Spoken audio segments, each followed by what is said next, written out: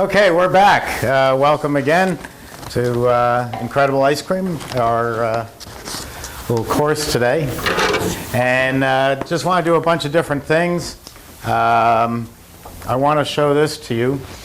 Ice cream folks at Yahoo Groups. When you get into business, this is a fantastic group to be involved with. Go on. Ice cream folks at Yahoo Groups. I talk to them all the time, email, and they give you all sorts of great ideas. You can ask them just about any question. And as long as we're holding up signs, for those of you who want my book, shameless plug. Go ahead.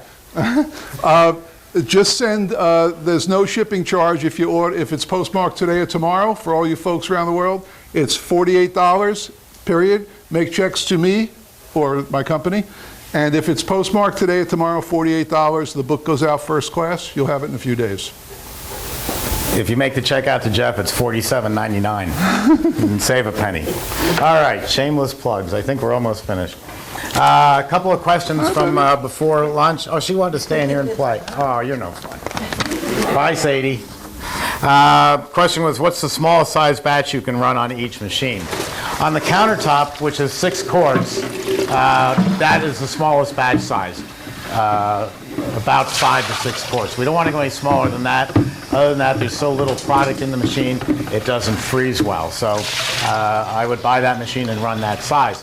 On the larger machines, 3-gallon, 6-gallon, 11-gallon, you can make a half batch. So again, remember I was talking about the 6-gallon machine can be run as either a 5 or a 6. So you could make a 2.5-gallon batch in the 20-quart machine or 24-quart. You could make a half 6-quart batch in this one, so half the capacity. I know people say, well, I'm going to experiment and that's why I want to make a half batch. I hear that all the time. If you buy a good ice cream book like Jeff's or Incredible Ice Cream that we sell, which I would buy both really, because there's so little information out there about formulas. I would just suck up all the information you can. It's an example I use, whether it's good or not. I don't cook. I don't know how to cook except on a grill like any other guy. I can do a grill, but that's about it. If you say, Steve, you've got to make a pancake today, a blueberry pancake. I don't know how to make a blueberry pancake from scratch, but I'll pick up a copy of The Joy of Cooking and I'll look up blueberry pancakes, I'll read the formula, I'll follow the formula, and I'll have a perfect blueberry pancake. Now, if I decide to go into Steve Thompson's House of Pancakes, I will then modify that pancake to my personal taste over time. I'll say, well, they use this amount of sugar, I'd like to use a little more, and then it'll become my blueberry pancake. But for starters, a book like Jeff's, or the one that we sell, Incredible Ice Cream with the 300 recipes, they're both uniquely different and both excellent. They're going to give you a huge starting point. So I wouldn't buy a machine on the standpoint of, oh, well, we want to do a lot of experimenting. You shouldn't be doing a lot of experimenting. The other is when someone says, like I mentioned this morning, the bubblegum licorice ice cream. Someone says, well, it's not a very popular flavor, so we don't want to make too much of it. If it's not a popular flavor, it's taking up space in your dipping cabinet for a flavor that could be popular. So get rid of it. Just because you love it doesn't mean, and I'm going to use this bag in a minute to show people. Okay. Just because you love it doesn't mean it's a great flavor. You have to go by what the public wants. How long does it take to freeze various products? Someone wasn't listening. Ice cream takes 8 to 10 minutes. The water ice products, Italian ices, sorbet, sorbetto, all take about 18 minutes. Gelato is about 10 to 11 minutes. How do I make a swirled, is that swirled flavor of Italian ice? I've never seen a swirled flavor of Italian ice, but let me describe an ice cream and then I'll go into what I think you're talking about. There's a notch right here in the machine, and so if I want to make a butterscotch ice cream, I'm going to fill my, buy a pastry bag and fill it with butterscotch. And then I'm going to, as the ice cream's coming out, I open the gate halfway, put my bag right up against the notch, and then squeeze. And I can squeeze in a nice ribbon of butterscotch. That's one way. The other way is to take your butterscotch, it comes in a can, and pour some of it into a container. And as the ice cream is ready, I open the gate and close it. Take out about a gallon of ice cream. dip my spatula into the butterscotch, put it in the ice cream once, twice, take out another gallon once, twice, and you have... And I'll tell you how I do it. Okay. I make several flavors that are swirled with fudge, homemade fudge, and caramel, homemade caramel. And the way I do it, let's say it's coffee fudge, which is one of my popular flavors. I'll take the coffee ice cream and extrude it into this. And I'll close the gate, put this on my counter, and take my fudge and lay it on top. And then take a spatula and just turn it. Then when I put it into my 1-gallon containers, I squeeze this and I get gorgeous ice cream. Beautiful ribbon of ice cream. You can almost control it, how you're doing it. That's the way to do it. Not too much different from the pastry bag. No. I'm always learning things from my customers, and this one just kills me over my own stupidity. Here you got this pastry bag, and you filled it with butterscotch, which is really sticky and gooey. And so I take it over to the sink, and I'm washing it out, and I got my hand in it, I'm trying to wash it like that. It takes forever to wash it. A chef watched me do that one day, and he looked at me like I was insane. He takes the pastry bag, which has got the tip at the bottom, grabs it by the tip, rolls the pastry bag inside out, and puts his arm under the sink, washing off the whole pastry bag, and then puts it into the dishwasher. It was so easy. That's a simple way to do it. You said a swirl in Italian ice. I've never seen a swirl in Italian ice. Usually it'll be swirled with 2 different flavors. Yeah, okay. So you make one flavor. That's what I was going to say is the toughest ice cream ice to make, and it's very simple, is rainbow Italian ice. Excuse me. 3 different flavors, maybe a blue, a red, and a yellow. And so what you do is you get some cardboard. You know how if you buy a case of liquor, the bottles are in the cardboard and the cardboard is slit so that one comes down on the other and divides it into, 6 compartments. You're going to do the same thing here. You take a piece of cardboard and slit it halfway down and take another one so the cardboard crisscrosses each other and then put it into the tub. Do that to about 6 tubs, and then we make, say, the lemon ice. And we fill up this 1/3 of the tub, throw it in the freezer. Now we make the cherry ice. Take them back out of the freezer and fill up the cherry section. And then we make the blue ice, black raspberry. And we take them out of the freezer and we fill up the blue ice. And then you pull out the cardboard, and now you've got all 3 flavors. And then the way you go to scoop it is you go in a semicircular motion like this, and then now you're hitting all 3 flavors. It's that simple. I mean, it's not the easiest ice to make, but as you can see, it's not very hard. You're making 3 different ices. Yes? Is it the same for rainbow sherbet? Rainbow sherbet would be the same thing, just it's got some cream in it. But same idea. Now, you own an ice cream parlor out on Long Island, and I'll bet what I'm going to say you know very well. As long as I've got a spatula and a tub, the way you scoop ice cream, anybody who watches a video on how to properly do it, like from National Ice Cream Retailers Association, they've got a video on how to scoop ice cream. You're supposed to go at the tub in a semicircular motion like this, rolling the ice cream into the scoop to preserve the air content that you actually made it with. And that's how you scoop it. That's all fine and well, but I defy you to go home tonight. You don't have a spatula, but pick up a pen.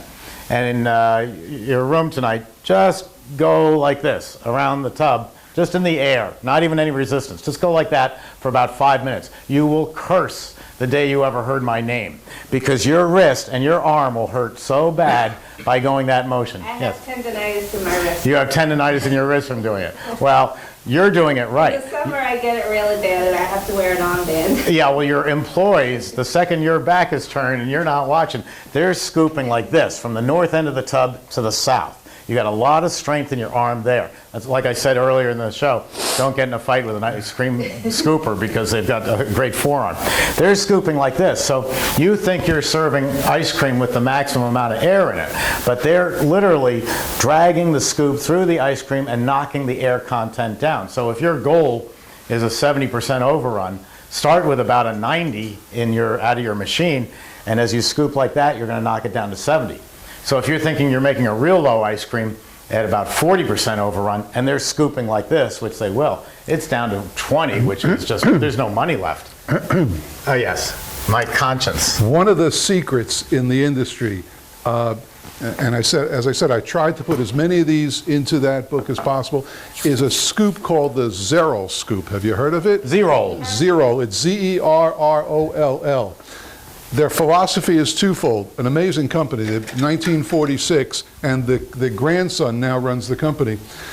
The Zerol scoops, you've seen them. You've seen knockoffs of them. Now, the real ones have antifreeze in them, so that the heat from your hand will warm the antifreeze and keep it at a higher temperature, so it go through it a little better. That's really not happening too much, because you scoop fast like we do, and it doesn't have a chance to happen. However, the design of this scoop is ingenious. This is what they came up with.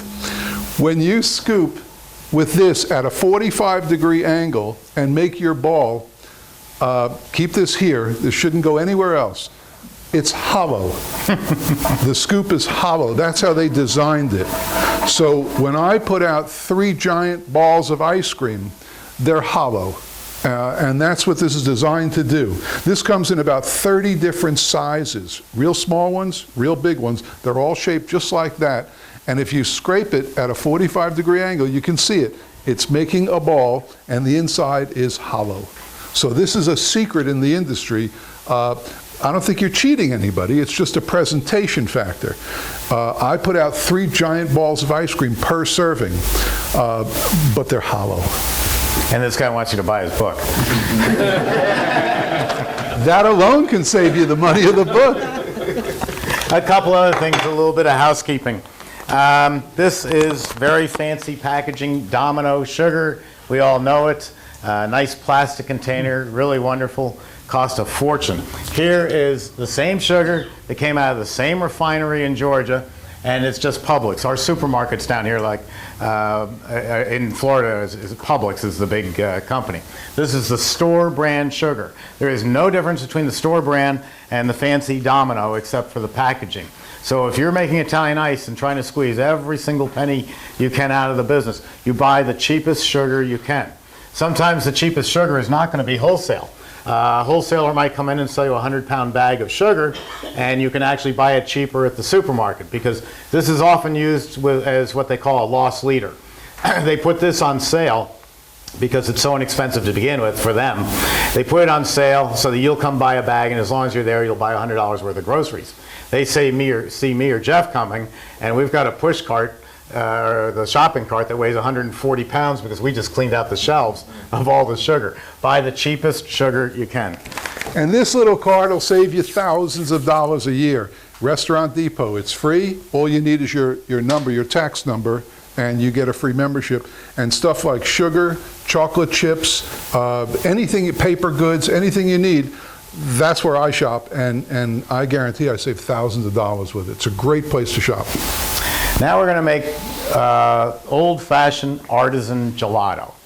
And I would normally say don't get me started, but then that's what I'm here to do. This is what you're best at. This is what really bugs me, artisan gelato. If I was to set up your ice cream business, I'm not a fan of the gelato concept. I love gelato, it's delicious. Tiramisu is wonderful. Frutti di Bosco we're going to make, Zabaione, all these different exotic flavors, hazelnut, things you don't find in Jeff's ice cream parlor or your ice cream parlor on Long Island. Well, you do because you carry some. But other places you might not find it. So you think, oh, I'm going to a gelateria. Most of the gelaterias in the United States, and they get really mad at me when I say this, most of them have closed. And they close for such simple, basic reasons that you've got to wonder, you know, where did they get their business sense? They sure didn't get it from the street. Because think of it this way. 3 people walk into my business. I have, you know, Stefano Tomsini's Gelateria. And at Stefano's you can buy hazelnut and the tiramisu and all these other flavors. 3 people walk in. One of them wants tiramisu gelato. The second one wants mint chip ice cream. And the third one wants cherry Italian ice. Oh, I'm sorry, we're a gelateria. We can sell you the tiramisu. The other two, we're just quietly telling you, go away. You know, we don't have anything for you. Disappear. Sorry, we're a gelateria. Can't you read the sign? That to me is insane that they are only selling one product. In TV language, we call that narrowcasting, where you're going after only one group. You know, PBS is only going to attract one group of people. It's a bad way to do business because you are so narrow. If you want gelato, open up your eyes and have a full service business. I'm in the batch freezer business. I'm pretty unique because I only build batch freezers and nothing else. But people know what I am. They know to come here for a batch freezer.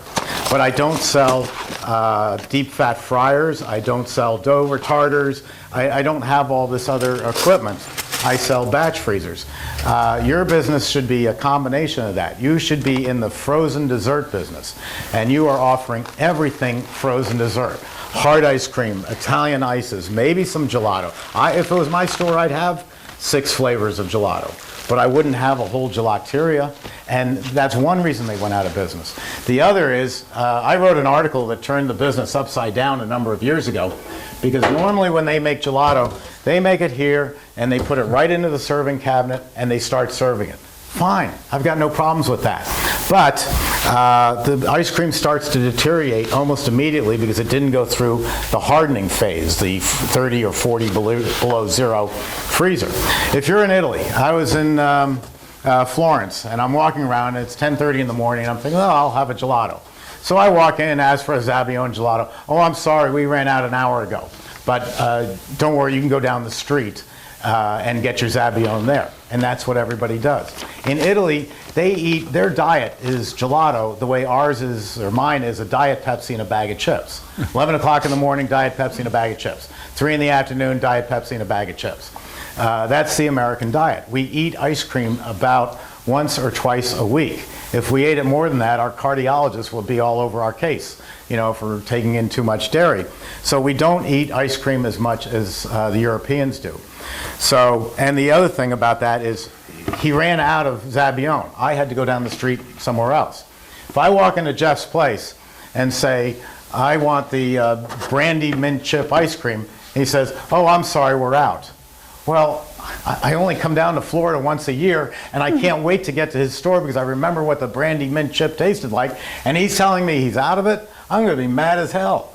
In an American ice cream parlor, you've got to have every flavor that you sell available all the time. That's true. That is just That's so true. important. I have 36 and if you're going to say, oh, I just ran out of this, sorry, you know, come back next Tuesday, maybe we'll have some. That's not going to fly. So you've got flavors that are only gearing towards one group of people. You've got product that the shelf life is falling apart, and I changed that. I said to people, why can't you put this into a hardening cabinet?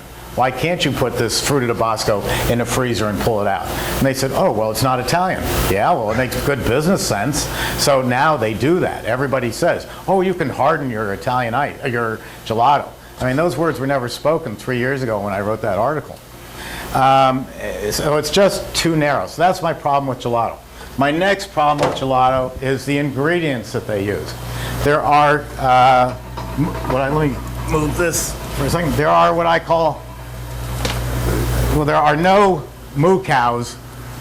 I'm from New York. I wouldn't know one cow from another. There's no moo cows in Italy. They have cattle. They have, you know, the kind that you eat. You know, you pull out a knife and fork and eat the guy walking around. But they don't have dairy cattle. All their dairy is on the Pampas in Argentina. All their cows for Italy and a lot of Europe are milked in Argentina, and then they take the product and they put it through a machine. A friend of mine growing up, his family invented, called a spray dryer. They literally take the liquid dairy product and they ram it through a series of screens and turn it into a powder. And then they take a tanker full of this powder and ship it over to Bologna, Italy, where Fabry and Pregel then put it into these shiny, pretty bags, ship it to the Port of Elizabeth, and then ship it to you down in Austin, Texas, and say, okay, now, we want you to take this powdered dairy product and reconstitute it with water, and then repasteurize it, and then you can make ice cream. And that's what they're calling fresh gelato. What I do is I call up the local dairy, I say, you got any ice cream blend? We call it mix, real bad term. And they go, sure, we milked the cows yesterday. We blended it today, and we'll have it to your place by this afternoon. And here it is. And this is a combination of milk, cream, sugar, and skim milk. And that's all that's basically in here. Milk, cream, sugar, skim milk, just like you would do. It's blended together by butter fat. You heard that term. The true term is milk fat, but we call it butter fat. And this came out of the cow basically yesterday. This is fresh. Are you telling me you'd rather give, unless the power was out in Florida, would you give your family Carnation instant dried milk? No, you would only do that if you had a power outage and didn't have refrigeration. You would never give this stuff to your family. But they do it all the time in the Italian gelaterias. So in the United States, we have access to fresh product. Now, there's one step beyond that that is taking off, and it's good to know about, and that is buying the dairy ingredients and pasteurizing it yourself in your own store. To that extent, so you need a pasteurizer. And there are more and more people doing this. They want to take the homemade approach a step further and pasteurize the product in-house, and that's fine. And they're doing well. It's unique. You have to be able to get a high price for your product because your dairy ingredients are going to cost you more, but nobody is going to have a product just like yours. Nobody else in the world will have your product. The problem with pasteurizers is the big ones for like Haagen-Dazs and Ben & Jerry are 1,000 gallons an hour, and they cost about $300,000. The small ones were coming out of Italy, and they don't meet U.S. standards. They don't meet the codes that they're made by.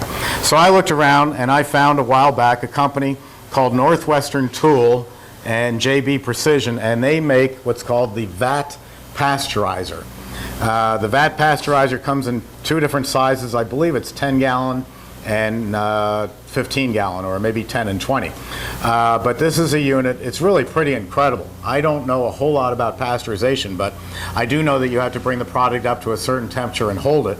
And these things are so sophisticated that the air above the pasteurization process is actually heated, so it's higher than the pasteurizing liquid itself. Think about it. If you had an air gap in your igloo cooler, your beer's nice and cold down here, but if your beer's up at the very top, not touching the ice, it's not terribly cold. So they've even thought that up, and it's got all the barometers and recording devices and everything else that they want. It's made in the United States in Dayton, Ohio. The representative of the company who handles all the sales, he's got a name that if I could patent it and steal it, I would. His name is Bob Madewell. I mean, what could be better than Madewell? Made in the United States by Madewell. I love it. You can email me, and I will forward your email to Bob. That's the fastest way. Or if you want to write this down, Bob's phone number in Dayton, Ohio is 800-236-3956. If you want to pasteurize your own products, this is the way to go. It's beautiful machinery, very well made. I like it a lot. And why do I promote all this stuff? I don't make a dime off anybody. I don't make any money off of Jeff. I don't make money off of flavor companies. I don't make it off the pasteurizer. What I'm trying to do is just send you to the very best stuff that you're going to need in your ice cream parlor, and then you're going to say, hey, that information came from Steve Thompson at Emery Thompson. It was good advice. I guess we'll stay with Emery Thompson. So now we're going to make this Frutti di Bosco gelato. Frutti di Bosco is just a fancy name for mixed berries. I mean, that's all it means, but it sounds nice, doesn't it? And you've already got the blend, the 10%. And the vanilla. Now, a true gelateria would say in Italy, oh, we use 6% butter fat. That's fine, but over here in the United States, it's easiest to get 10%. It's available everywhere. When gelato first hit the U.S. shores, many years ago, it came to San Francisco first, and it was my customers making it using 16% butterfat and calling it gelato. So you really can call it anything you want. I know Cappigiani and the purists, the guys who wear the fancy uniforms and the hats and use a spectrograph and tell you that this making ice cream and gelato is terribly complicated, which you can see it's not. They may not like that, but I think 10% does a great job. Ken, you had a question? Two questions, actually. Someone wants to know if you need to use bottled water or chlorinated water to make Italian ice. Okay. And the other guy wants to know, is the recipe that dairies use to make the ice cream mix pretty much the same as all the different dairies? Is one better than the other, or they all use about the same ingredients? I don't understand the second question. Different ice cream mix producer- you buy from a dairy, Yeah. is it going to be pretty much the same if you buy it from this dairy as that dairy? Oh, good point. Really good point. Let me go back to the Italian ice first. What do I know? Purified water. Oh, yeah. Purified water. It's actually, you're laughing. It's a really good question. Do you need purified water for your Italian ice? Sort of. That's the answer, sort of. It's sort of because we're here in Brooksville, Florida, home of cows. There's nothing else here but Emery Thompson and cows.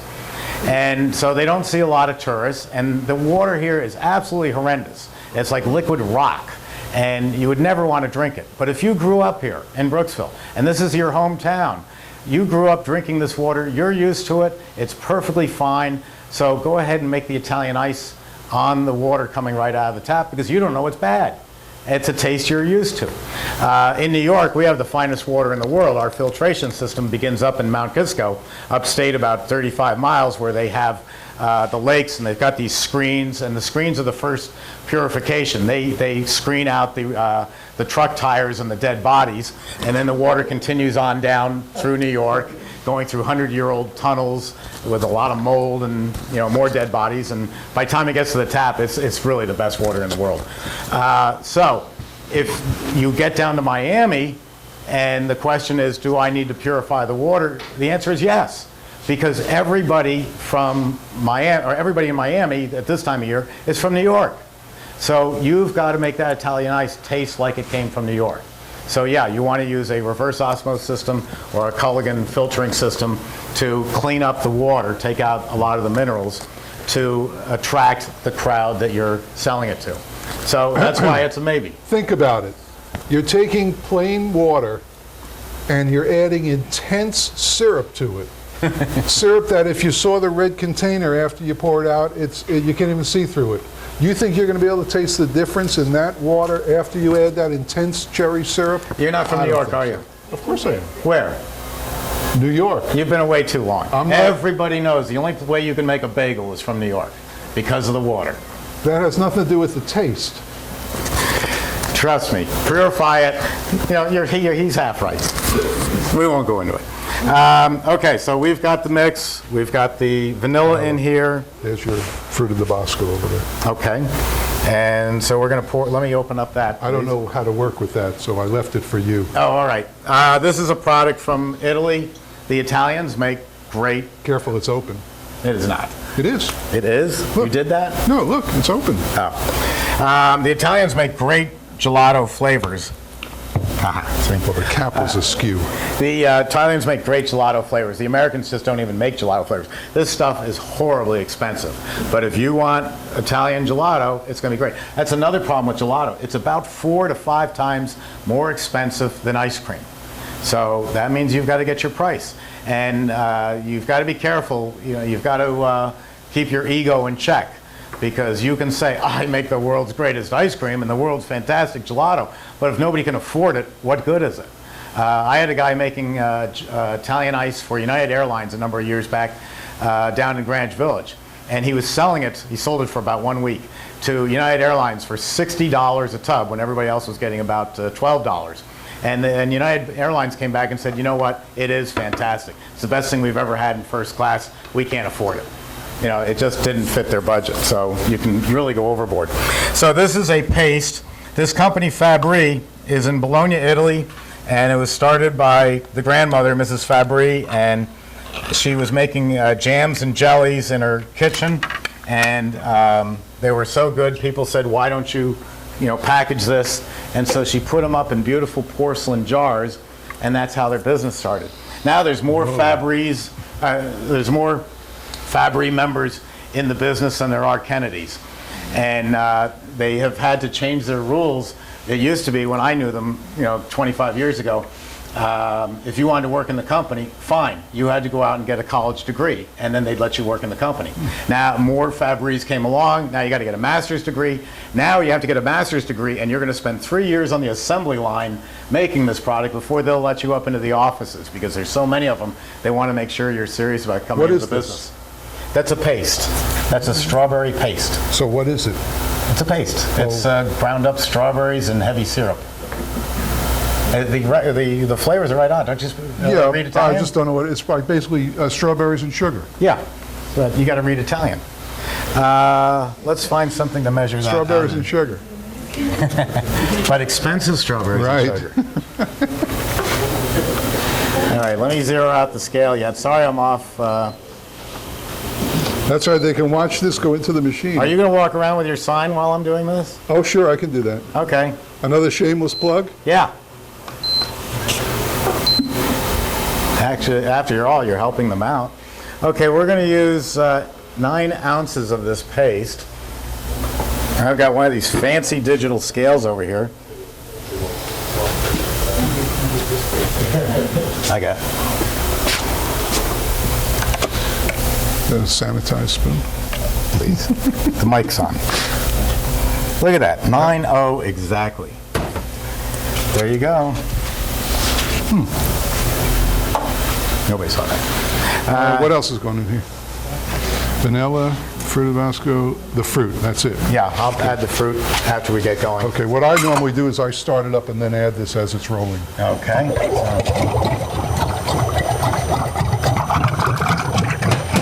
That's good. I've got this turned down slow. Actually, I'm going to start the freezing process.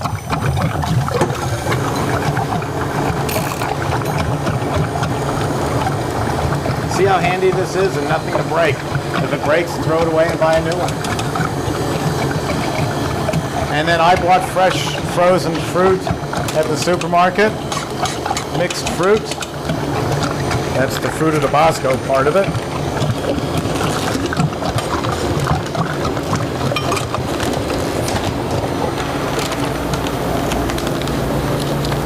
Just to satisfy my curiosity.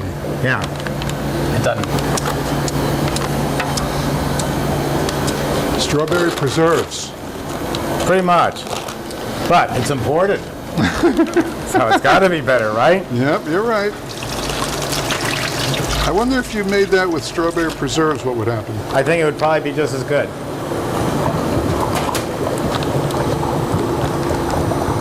So I'm just putting in mixed fruit. Now is where we need Sadie.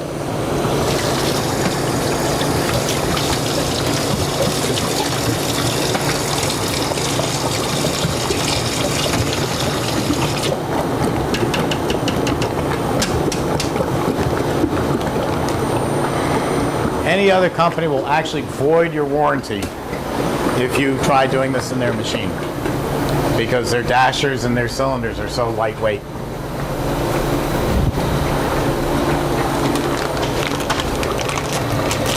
And there's a reason I do it. You know, they have to come up with a reason why you can't put fruit in, or nuts, or cookies, or candies.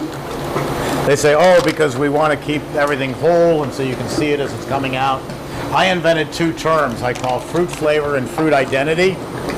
And if I put the fruit in the machine, or the nuts, or the Oreo cookies, they're going to get ground up, and for every particle of vanilla ice cream mix, there's going to be a particle of flavor right next to it. So the flavor is very intense. So I've got the fruit flavor, but I don't have the identity. You look at it coming out, and you say, oh yeah, I can see all sorts of little seeds and pieces of fruit, but there's no chunks of Oreo cookie. So for the identity, I take my second bag of cookies in a bigger machine, I break each cookie into about thirds, and as the ice cream's coming out, I throw in my cookies. So now you can see cookies and you can taste cookies. So you could do this also by taking 1 bag of the fruit and adding it as it comes out. But this is the big difference between commercial ice cream and homemade ice cream. All the commercial ice creams began as homemade. Haagen-Dazs was Reuben Madison, his mother, And Reuben started up just down the street from our factory with our 40-quart batch freezer many years ago. Put them in business. Ben and Jerry started up with a 40-quart machine also, starting their business. Breyers, Bluebell, Hershey's, these are all companies that we put in business. But the difference today is they grew and they got away from batch freezers when they got up to about 300,000 gallons of ice cream a year and went national with it. And I still talk to people today. What was a classic example? Ciao Bella. Ciao Bella was a wonderful ice cream in New York. And everybody loved it. It was the talk of the town down on Broome Street in Little Italy, Manhattan. And they got big, and then they got bigger, and they kept buying batch freezers from me. And then they finally said, oh, we're so cool, we're so big, we're going to go national. Scrapped the batch freezers, bring in a continuous machine, which is starts at 100,000 gallons, $100,000 for a continuous freezer. And what it is it's a long, narrow tube, and you shoot dairy product through it. It only makes vanilla. That's basically what it makes. And then at the end is another $40,000 machine that injects the flavor. So what Haagen-Dazs technically is nowadays is vanilla ice cream with strawberries injected into it. So you don't get that for every particle of dairy. There's a particle of ice cream next to it. So you really lose the taste and the texture. But it took them commercial, and they went huge, and then in the overall wheel of marketing where someone starts off small and goes around until they go out of business, and then someone else comes in and says, hey, I think I can make a better ice cream than Haagen-Dazs in my town. And that's where you all come in. So there is a huge difference between commercial and homemade, and a lot of it's because all the ingredients can get blended in with the machine. I have made Oreo cookie gelato. I mean, an Italian would turn over in his grave thinking of Oreo cookie being a gelato flavor, but why not? Why can't anything be a gelato flavor? The other thing, you can see, I'll go all day long against gelato. Yes? What about having to lubricate everything? Oh, the question is, do you have to lubricate anything on the machine?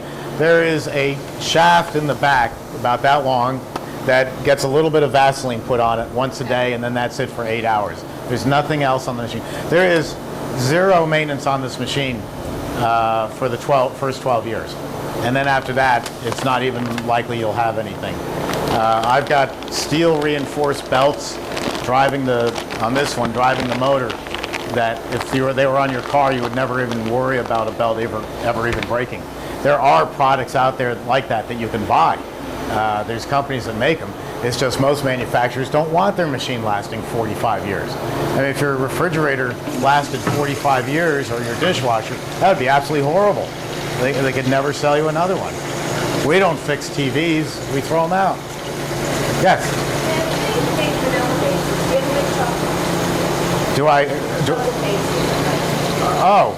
Yeah.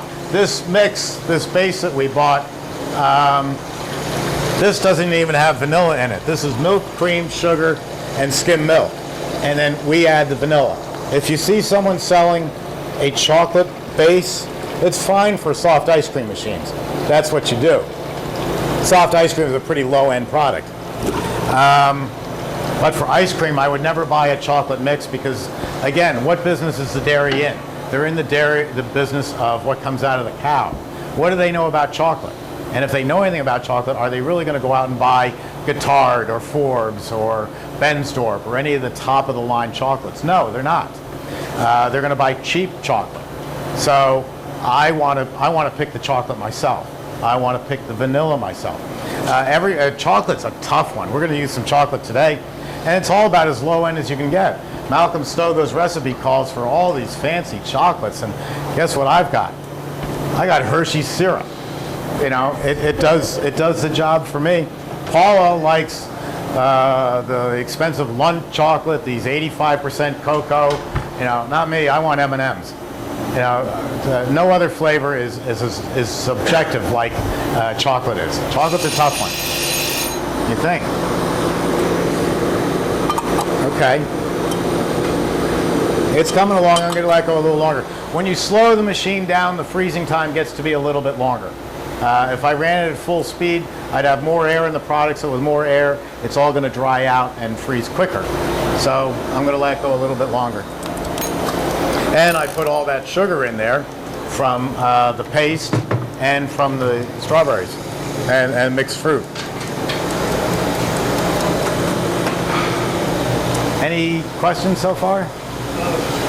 Yes. We don't have an answer to your question about the ice cream. Okay. What was it? One dairy ice cream mix. Oh, yeah, I said that was a good question. The question was, is one dairy mix as good as the next? Yeah. Is he I think wasting they're all it? great because these people have gone to he's not school reclaiming it. and studied dairy science for Ask years him. and years to figure I out don't how reclaim mine to either. blend the mix. I always tell the same old story No, and this no is one an ever air-cooled seems to machine. appreciate it. If I owned a It's Ferrari an air-cooled machine. next week, I freaked out. if I owned a Ferrari, I would didn't not see go the out water. and design For an my air own machine, it's an Sunoco air- gasoline. You know, I don't think I can design a blend of gasoline better than Sunoco can. So I'll go to Sunoco and buy it. I won't attempt to do it at home, though a lot of people want to. But every blend is going to be different. So the fat ratings are going to be the same. 14% is 14%. But if I had 3 dairies in my neighborhood within, delivery range, I'd bring all 3 in. I would run straight mix without any vanilla or anything, and I would do a blind taste test with my friends. I'd have them taste it and say, well, which one do you like? Well, you got A, B, and C. I like C. Someone else likes B. And so then I take that data and I look at who they are and I say, okay, well, this one from Panza and Sons in Edison, New Jersey costs 25 cents more than the one from Long Island City. So give it to the guy in Long Island City. However, I like the people at Panza. Ready? I like the people at Frothing Panza. up. It's frothing up. Okay, so I will look at, do I like the product? Also, do I like the people I'm dealing with? There's a dairy in Long Island City that, this business is seasonal. And if you're late on a payment in January, they're sending Bruno out to break your kneecaps.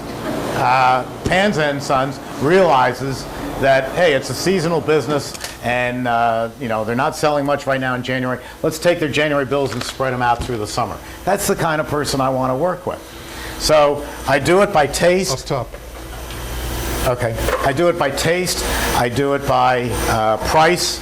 And then I do it by, do I like these people? I'm going to give them $30,000, $40,000 a year. Do I like them? If I don't like them, I'm not going to be happy buying from them. Now I'm going to speed this up. Some of the dairies will sell you a plain mix, and some of them don't have plain mix. They automatically add vanilla. So you have to be a little careful about that. I'm going to need another container. There's another one right here. Yeah, and I'll take that. One thing when you get into filling pints and quarts, which you can do at the machine, you get your pint nice and filled and you shut the gate, and then you've forgotten. You still have that much more coming out after you shut the gate. So you have to be cognizant of that. But see how fast we got all that out? Come on, eat this stuff. Try a taste, see how it is. All right, I will. Okay, I'll try it. All right, you try it. You let me know.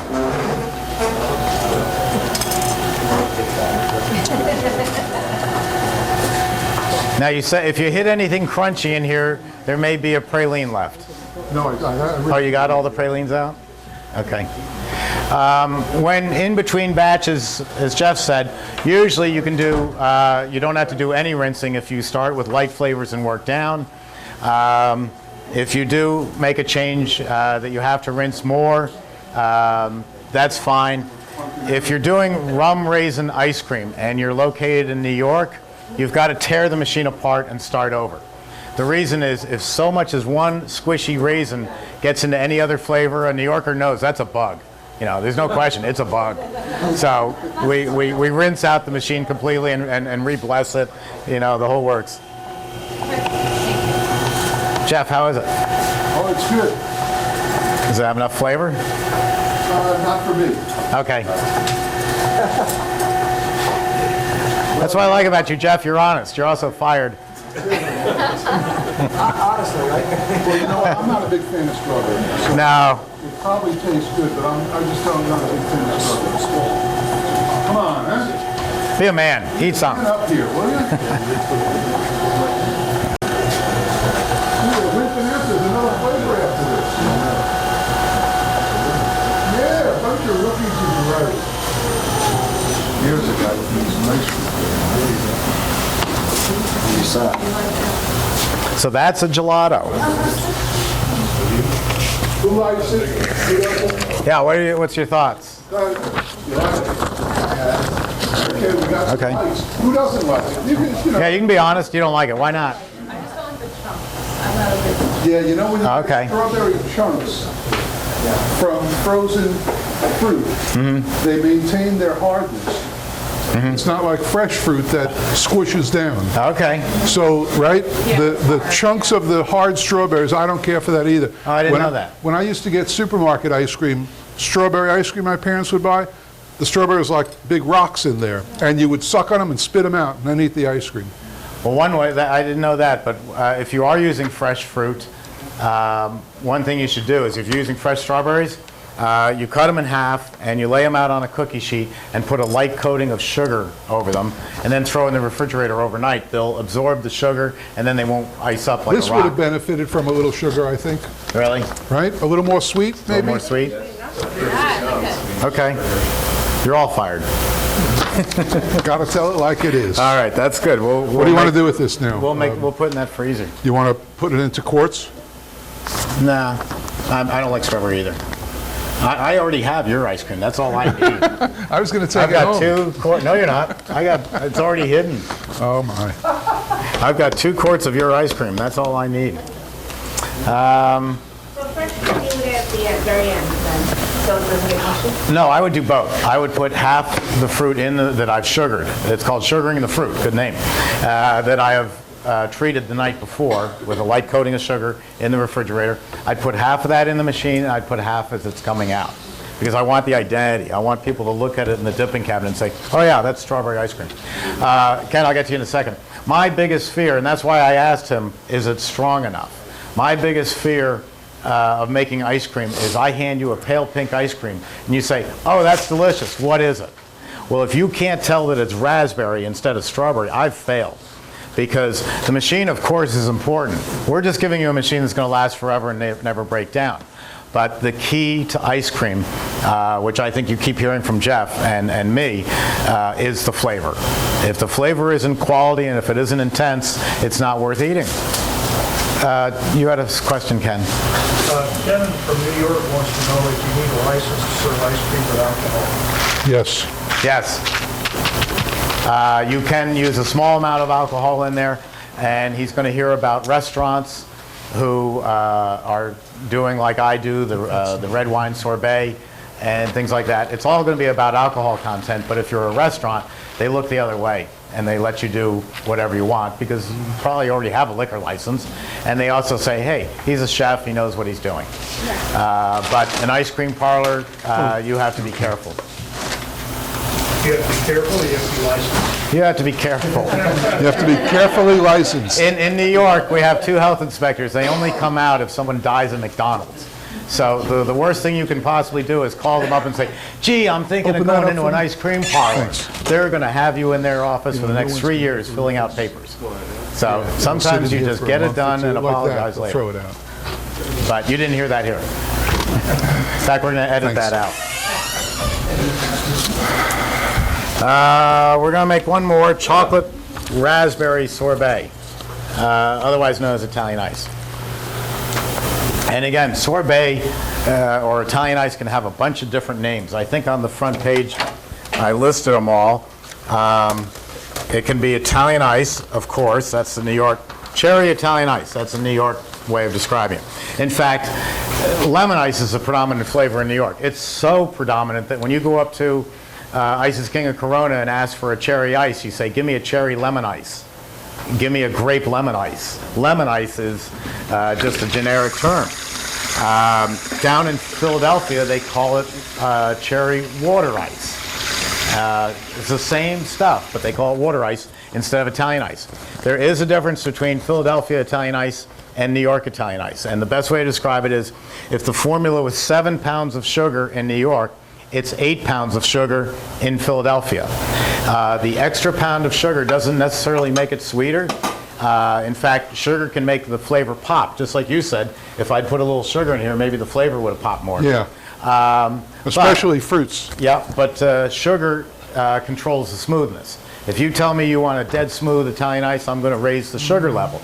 If you want something coarse and grainy, which we call a granita or granite, like they're going to sell down on Bay 8th Street in Brooklyn, a real Italian neighborhood, that's going to be 6 pounds of sugar. So just to give you an example, 6 pounds of sugar for a granita, 7 pounds for a New York ice, 8 pounds for a Philadelphia ice.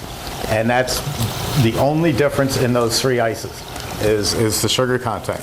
But again, cherry Italian ice, cherry water ice. If I go into a fancy French restaurant, it's cherry sorbet.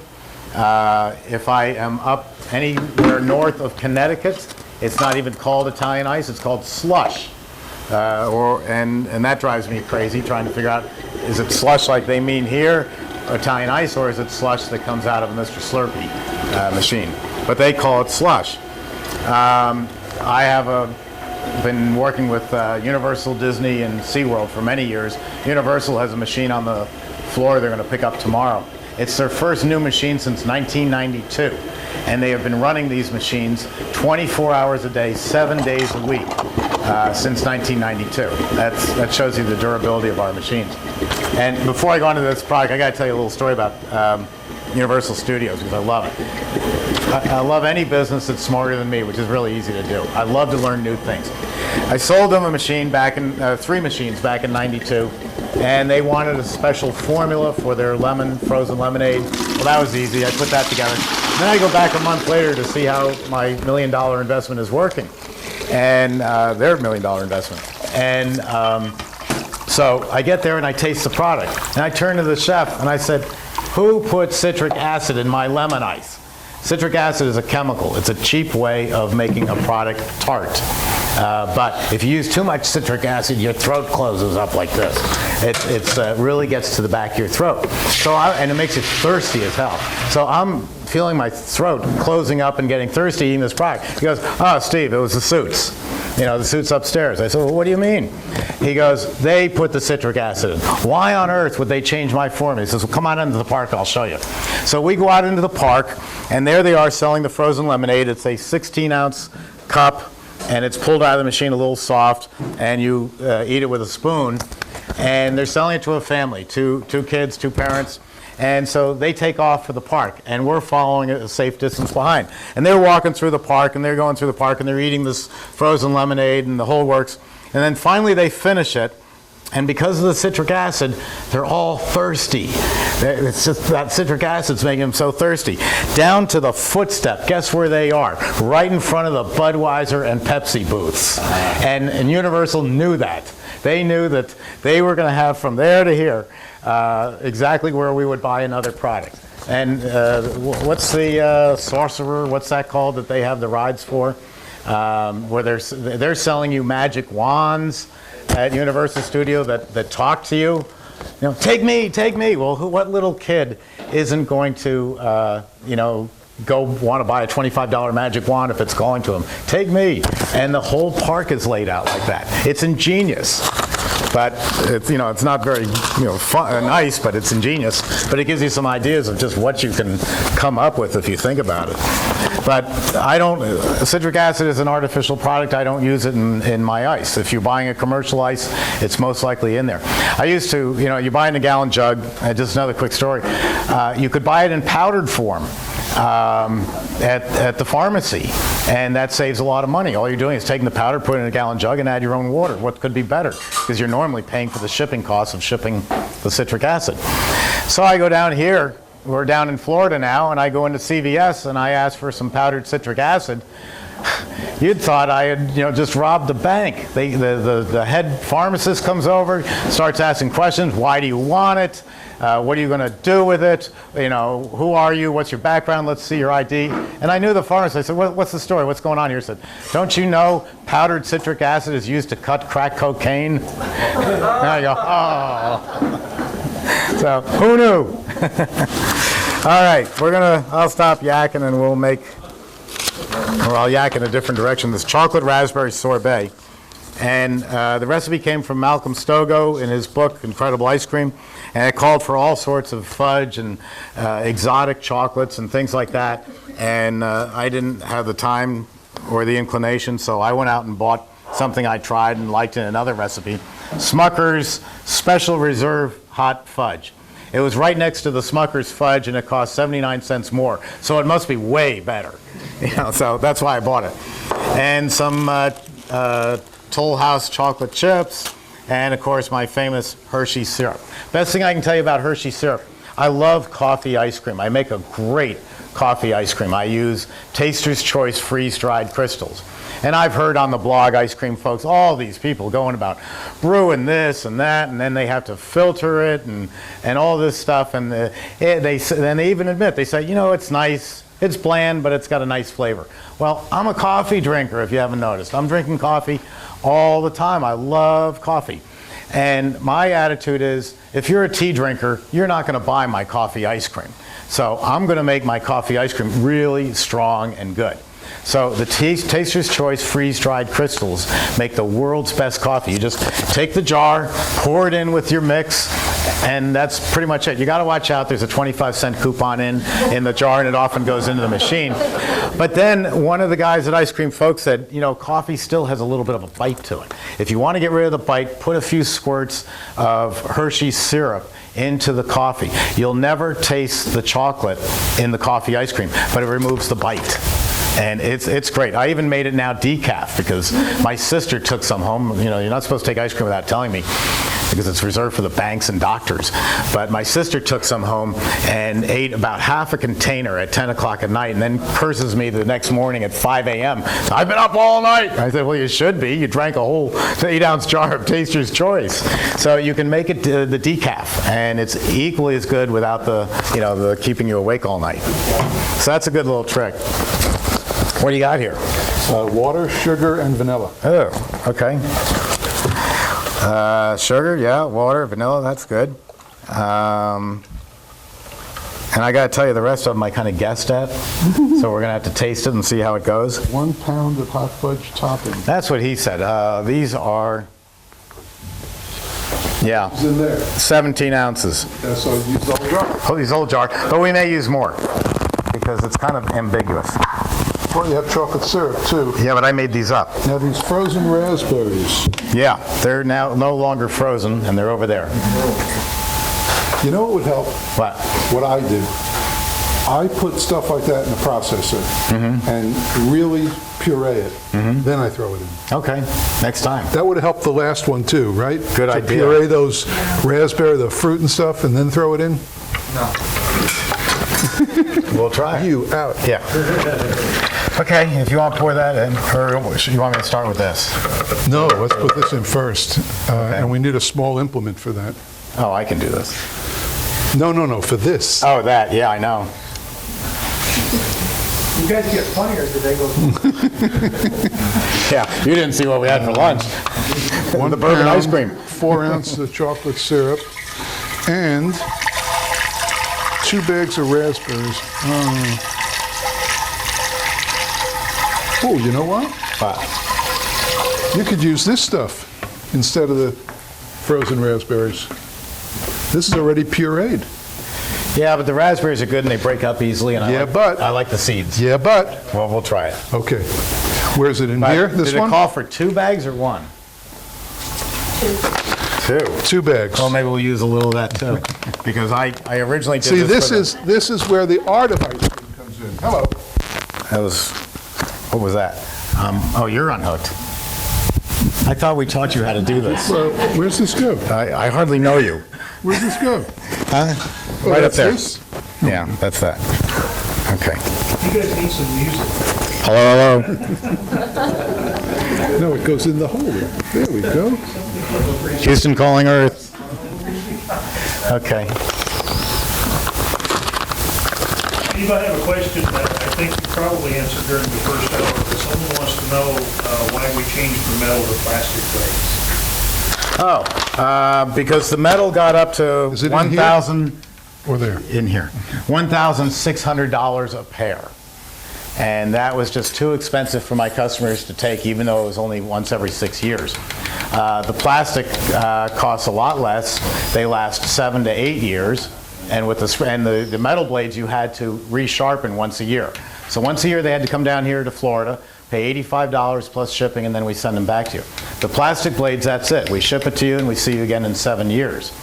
Also, if you're running metal against metal, even though it's refrigerated, you're generating heat from friction. If you run metal against plastic, there's almost no friction, so we cut about 2 minutes off the freezing time from the old machines. So it really made a better difference. But the main thing was to be able to go to those spring-loaded blades, because then they're going to work just as good today as they're going to work 6 years from now just as well as they do today. It's been a great change, and it's not been anything recent. We've been doing this for quite a while. And I never do anything to cheapen the product. There's no planned obsolescence in the machine. There's nothing that's taken out to make it less expensive, only to make it better, because I want to remain the #1 batch freezer in the world. And you do that by continually improving. Yes. Yeah, I know. That's okay. I've got people who are going to clean the machine for us. You know, we get to run at 3. You want to add more? Let's taste it after we get it in there. Go ahead. All right?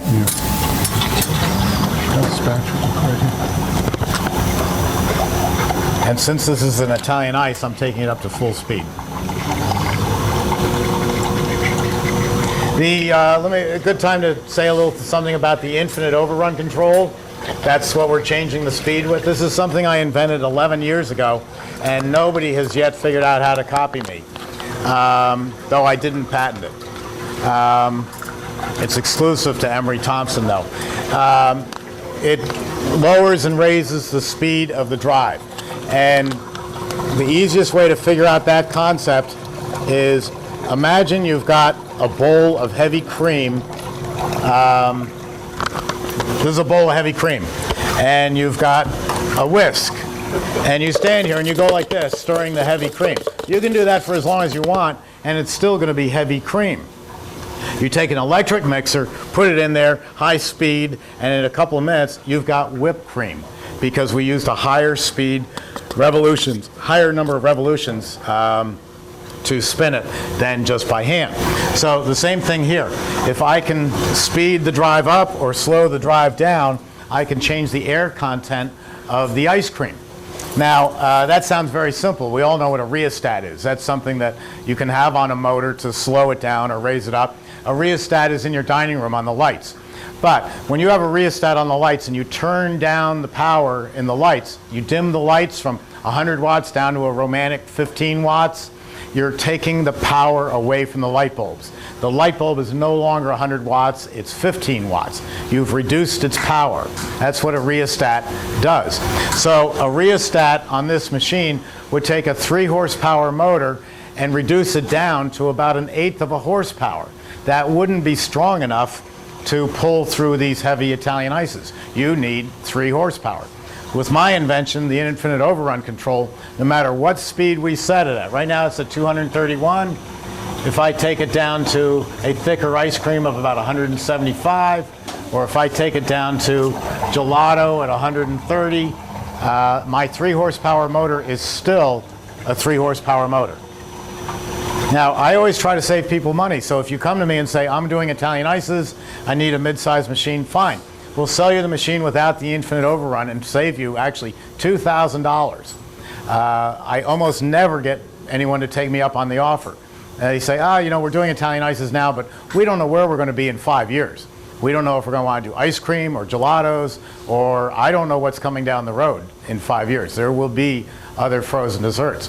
All I know is the infinite overrun control is going to be able to produce any frozen dessert that comes along.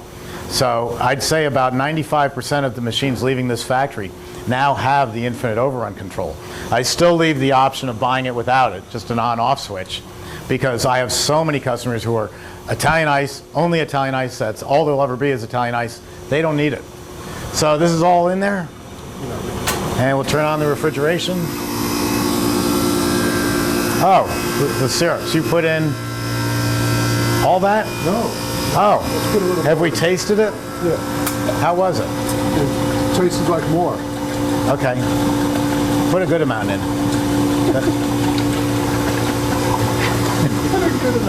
Yeah. Hey, that stuff's cheap. Good ingredients at a budget price. And like Jeff, I believe in doing as much shopping for my flavors at the supermarket as I can. It's not in a wider array of flavors beyond what Jeff does, because again, Jeff is a specific niche market. Some flavors you just can't do at the supermarket, but I agree with his philosophy that if I can buy it at the supermarket, it's going to be fresher and less processed than buying it anywhere else. Steve? Do you put the chocolate chips in? No, good idea. Thanks. Hey, this crowd is getting good. Yeah, wait till you see how little they eat. Yeah, I know. They've had a lot They're today. amateurs. They've had a lot today. All right, so these are the minis. My opinion, always use minis. If they don't make minis, put them in your processor and make them minis. The big chips, too much chewing, too chunky. Yeah, break $1,000 molar. Okay. What'd you put, the whole bag in? Yeah. Now, even though we're calling it a sorbet, it's really an Italian ice. And a chocolate Italian ice is very unique to New York. You know, some of you, or I bet a lot of you, haven't even had a chocolate ice. Wait till you try it. It's delicious. It's addictive. I think you'll like it a lot. One thing about Italian ice, talking to the camera and the crowd, and I don't want to offend anybody, but I want to tell you something wonderful about Italian ice. If 3 people walk into my office, that same 3 people from this morning, and I have to guess what's their favorite flavor of ice cream, I can't do it. I have no idea what your favorite flavor of ice cream is. If 3 people walk in or 4 people walk in and they want an Italian ice, I can pretty much tell you what their favorite flavor is going to be. Cherry chocolate. Lemon cherry chocolate. Lemon cherry chocolate. If you're Italian, it's probably going to be lemon is your favorite flavor. If you're black, it's probably going to be cherry or grape. If you're Hispanic, it's probably going to be one of the coconut flavors. If you're Jewish, it's probably going to be chocolate. If you're a Presbyterian like me, you go back and form a committee to make this decision for you. But but what that means is you can pick a neighborhood. I can be in Los Angeles, and if I'm up in Hollywood, I'm going to bring none of those flavors. I'm going to bring pear, apricot, kiwi. If I'm in South Central LA, I'm going to bring coconuts, pina colada, mango. If I'm where my old factory is, it's going to be cherry, grape, watermelon. And so what it means is you can have your store here, but today you're doing a fair over, you know, in this side of town, and I can tell you pretty much by the ethnic background which flavors to bring with you. And I don't know any other business that you can do that with. I'll know in advance what. Are you making faces behind my back? They're all looking at you. Okay. You'll know in advance what's going to sell. Jeff knows this. He knows that if you're over 60, you're going to buy certain ice creams that he sells. Never set your timer. Excuse me? Never set your timer. You never set your timer. Oh, well, I'll be like Jeff. I'll wing it. I'll wing it. We can set one now. We'll set it for 12 minutes just to look at it.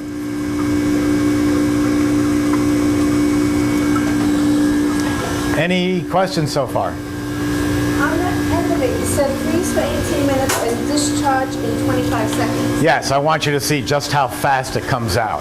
It's incredible because all the other machines on the market have very small openings. And again, they take their negatives and try to turn to a positive. Oh, the Emery Thompson, it discharges so fast that you don't have time to decorate the tub. Well, my time's valuable. I don't want to spend 10 minutes getting the product out. Also, back to the steak analogy. If you're broiling a steak and it takes you, the steak's ready in 8 minutes, medium rare. If it takes you 3 minutes to get all that steak out of the oven, the end of the steak is going to be well done because it's still cooking. I want a machine that gets it out fast. And if I want to decorate, I'll do that outside the machine, but the processing part of it, I want done very quickly. So we have very large openings on the machines. Anybody else at the moment? I might touch on wholesale a bit. Back when we were in New York, I'd sell a machine up in, say, Mount Vernon to an Italian pastry shop, and I'd sell it in May. He makes a lot of money in the summertime selling Italian ice. And I would wait until, because it wasn't too far from my home, I would wait till the worst winter day possible. You know, the snow blowing, the schools are closed, the city says you can't get anywhere. Well, my father trained me, that's the time you go out, it's a lot of fun. And so I would go out and I'd go back down to Mount Vernon to that pastry shop, and I'd walk in, and there's nobody else on the streets for miles around, and the guy's open anyway. I'd say, so, how's your wholesale business doing? He'd go, wholesale? I don't have time for wholesale. I don't see anybody else around here. I think you could, and the point is you could develop wholesale. Don't tell me you don't have the time. Because if you can make all these great products and then sell it to a restaurant, that is going to pay your overhead all the time, year in and year out, day in and day out, because the restaurants and the chef controls everything. And executive chefs are a pain in the neck, but they are fiercely loyal, which is very important to me. If they like a product and you treat them well, they're going to stay with you. And so if I get 10 or 15 chefs that I can sell wholesale product to, I'm in great shape. Now here's how you do it. Your competition is my old customer, Haagen-Dazs. And Haagen-Dazs hires, I mean, it's the same MO throughout Haagen-Dazs. They hire football players just out of college football, 6'4", 240 pounds of solid muscle, and they've been playing football for 3 years, and they are really full of themselves. They just know that they're the greatest thing on earth. That's the attitude they got playing football. So they go to work for Haagen-Dazs.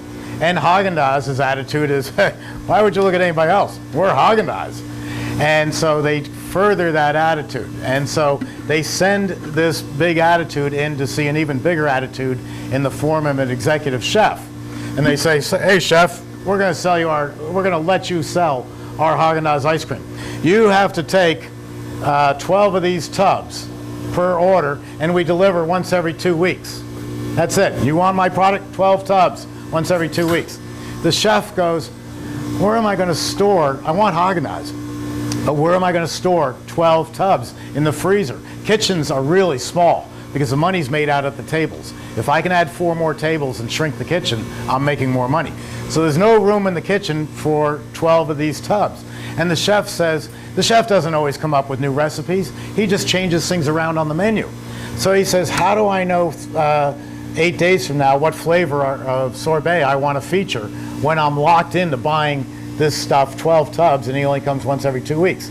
Now you walk in, and you go in at 9:30 in the morning when I know the chef is doing his ordering, or she is doing her ordering, and they haven't got to the point of bossing everybody around for lunch, and they're real busy, and you can't talk to them because they know more than God. That's their attitude.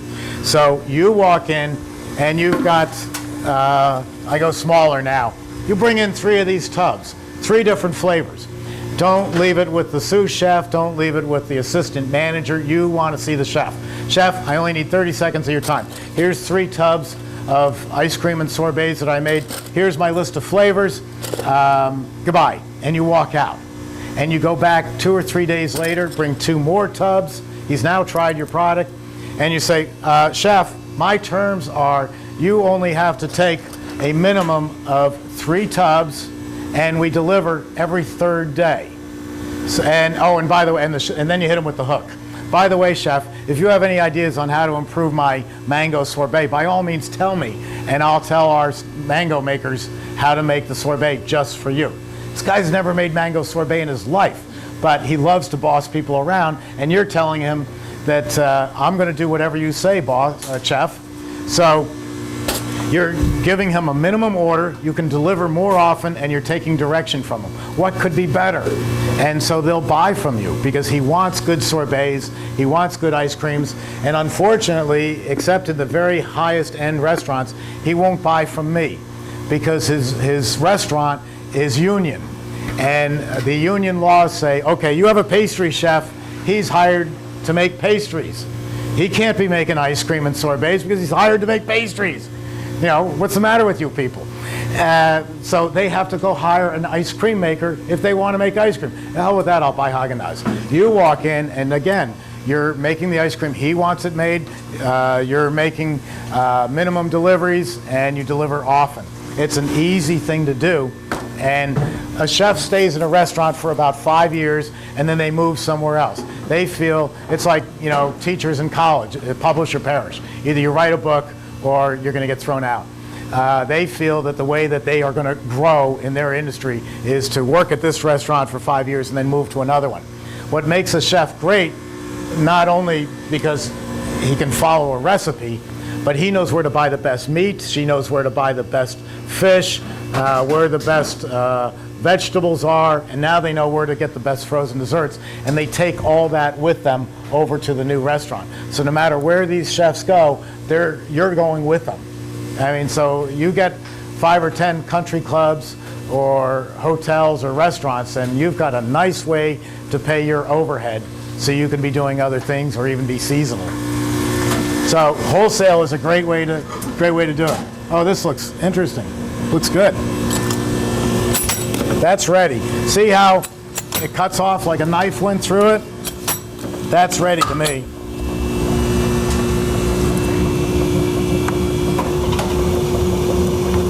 Oh, I can taste it now. I'm gonna like this.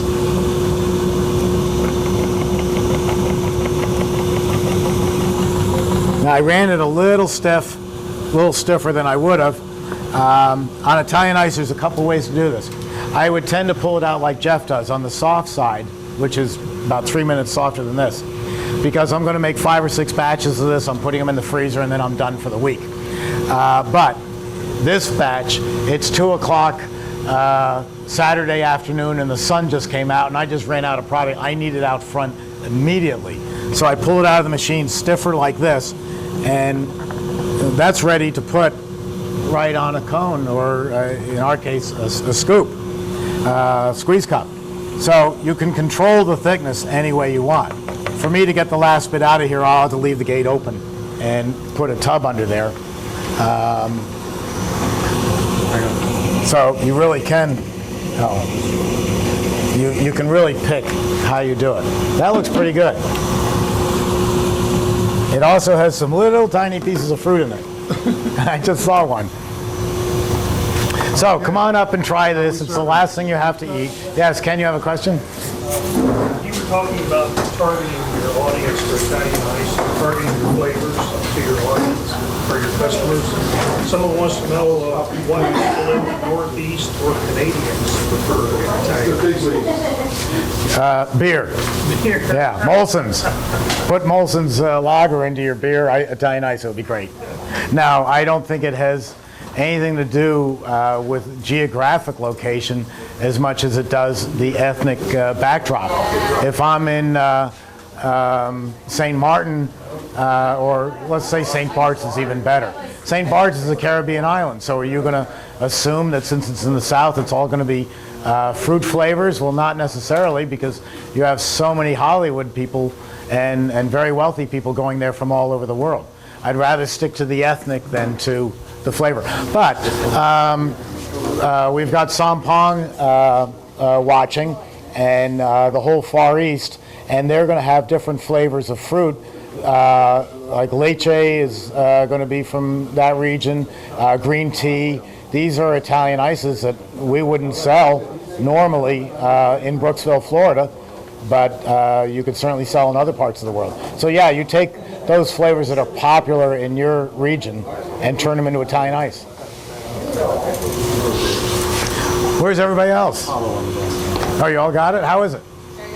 You're eating it wrong. You're using spoons. Thank you. I'll show you again, just so you know. I like that. See, Barry knows what he's doing. Oh, it's nice.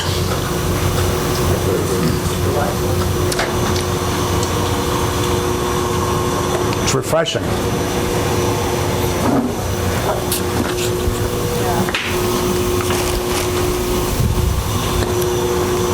Well, we are out of flavors. Let me just see if there's anything else I want to tell you about. There's an organization called NICRA, if you want to write this down. National Ice Cream Retailers Association, NICRA. And the lady who runs that for us is Linda Utterback, Utterback. If you look up NICRA.org, NICRA is one of the, there's very few organizations for us to belong to. And this one is all ice cream and ices and gelato and frozen custard, everything, frozen yogurt. It covers the whole spectrum, and it's just a few thousand of us together. And we have a conference once a year. It moves around. It's in November. It's the best trade show you can go to because it's all frozen desserts. It's not like the New York Restaurant Show or Chicago where they're selling ice cream and china and beds and things like that. So take a look at NICRA. A lot of free help there to help you with your business. Good organization. Where is the trade show? In Florida? No, the NICRA trade show moves around. It was just in Greenville, South Carolina.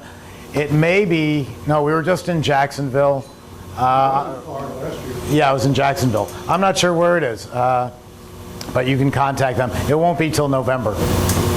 And but that's a very good organization. As far as my company, we have a series of free DVDs that Ken has put together that he and I have produced. It goes into a lot of what we do here, but we do a lot of different flavors. And if you email me at steve@emerythompson.com, no matter where you are in the world, we'll send you out these free DVDs. If you go to our website, emerythompson.com, you have access to over 36 YouTubes that show you 36 different flavors and concepts. You'll see this repeated up there. You can watch it anytime you want. We try to give you as much free help as we can before you ever buy a machine. So you can look at it and say, this is a good business for me to go into. I had a friend years ago, she attended one of these seminars, and then she took Malcolm Stogo's course, which he charges for, and after several days, she made a very intelligent decision. She said, I don't want to work that hard. I'm a sailor. I want to go down to the Caribbean and manage bare bones boats. I don't want to spend 12 hours a day in an ice cream parlor. That was a great decision because she didn't go into the feel-good business. She decided to do, what's practical, which one is going to make me happy and make me money. So deciding not to go into our business can be a good decision. But for the most part, it is a great business. It's recession-proof. My company and ice cream parlors in general do extremely well in recessionary times. People can't afford to go out to dinner. They certainly can't afford to go to a movie. But you've got to do something with the family. You can't just sit around Friday night. So you say, let's go. Your ice cream parlor is called what? Granny's Ice Cream and Frozen Yogurt. You say, let's go out to Granny's Ice Cream in Long Island. And because Granny's is making their own product, they're going to provide you entertainment. You're out at night. You're getting a great product. There's no great fun in bringing home a half gallon of Breyer's ice cream and say, hey, let's all gather around the kitchen counter and scoop Breyer's. So what? So it's a great feel-good business. People like to get out. We do very, very well in recessionary times. Our big fear is a rainy summer, and it happens every 5 or 6 years. So you take the good summers and bank away some of that money, and on overall, you'll always make a great living out of ice cream and incredible ice business money-wise out of Italian Ice. So that's it. Goodbye to everybody on the internet. We're going to give everyone else a tour around the factory, and just call if you have any questions. Thank you. So if you'd like, I'll show you around the factory.